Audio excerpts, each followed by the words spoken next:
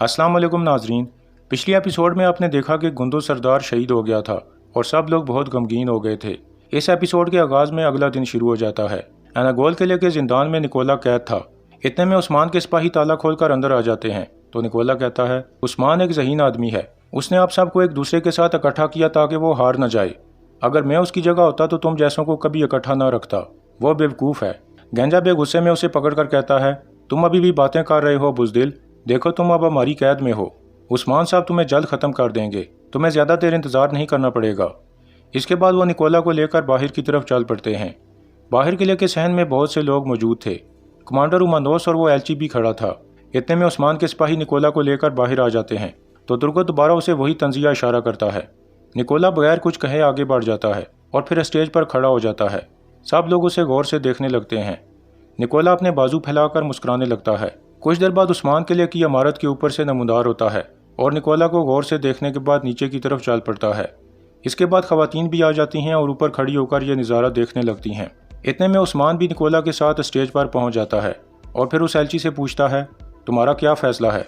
तो एलची कहता है, आपकी शराइत कबूल करना नामुमकिन है।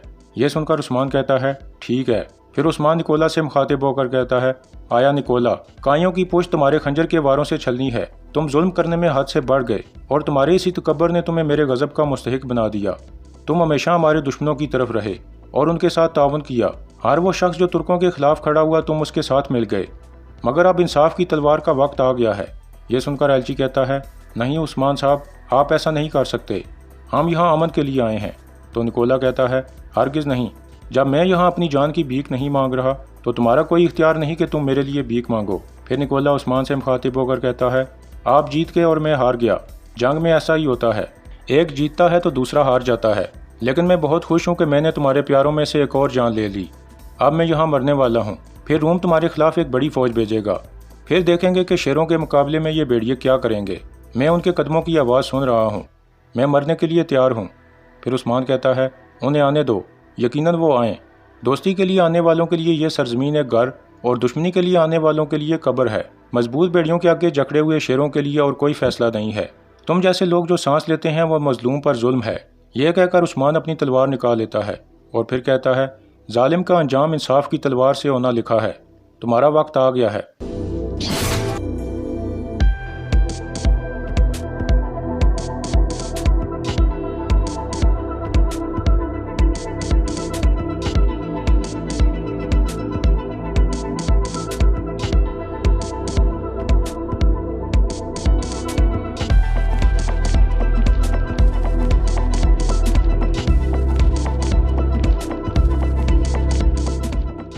इस तरह उस्मान निकोला का सर कलम कर देता है।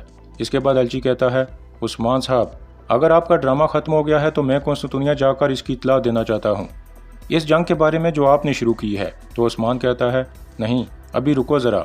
यह कहकर उस्मान अपनी तलवार निकोला के कटे हुए सर में गाड़ देता है और फिर सबके सामने उसे हवा में बुलंद कर देता है। इसके बाद वो सर को एलची की तरफ फेंकते हुए कहता है, खाली हाथ मत जाओ, शहनशाह को मेरी तरफ से ये तोहफा है। यह सुनकर एलची हैरान परेशान हो जाता है।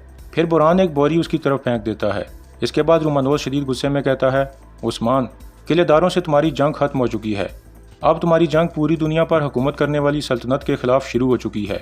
यह कहकर रुमानोस, एलची और उसके सिपाही वहाँ से रवाना हो जाते हैं, जबकि कोसिस उस्मान की तरफ देखकर मुस्कुरा रहा होता है क्योंकि वो अंदर से उस्मान के साथ था। फिर वो भी रुमानोस के साथ रवाना हो जाता है। इसके बाद उस्मान कहता है, एनागोल अब से हमारा है और मगरब में मौजूद शोशा का इलाका भी हमारा है। गेंजा बे, अपने साथ काफ़ी सारे सिपाही लेकर जाएं और वहाँ एक इमारत कायम करें ताकि निज़ाम आलम के लिए कायम की जाने वाली सल्तनत के बारे में वो जान सकें। तो गेंजा बे कहता है, जैसे आपका हुक्म सरदार, ये सरजमीन या तो तुर्कों की है या किसी की भी नहीं। फिर उस्मान साहब से मुखातिब होकर कहता है, अल्लाह के नाम की सरबुलंदी के लिए हम अहले शिरक से इंतकाम लेने में मशहूर हैं। अपने ज़ख्मों पर पट्टी बांधें और अपनी तलवारें निकाल लें। अब हमने फतवात से नहीं रुकना, अब ये जंग का वक्त है। फिर उस्मान अल्लाह अकबर का नारा लगाता है तो बाकी सब लोग भी अल्लाह अकबर के नारे लगाने लगते हैं।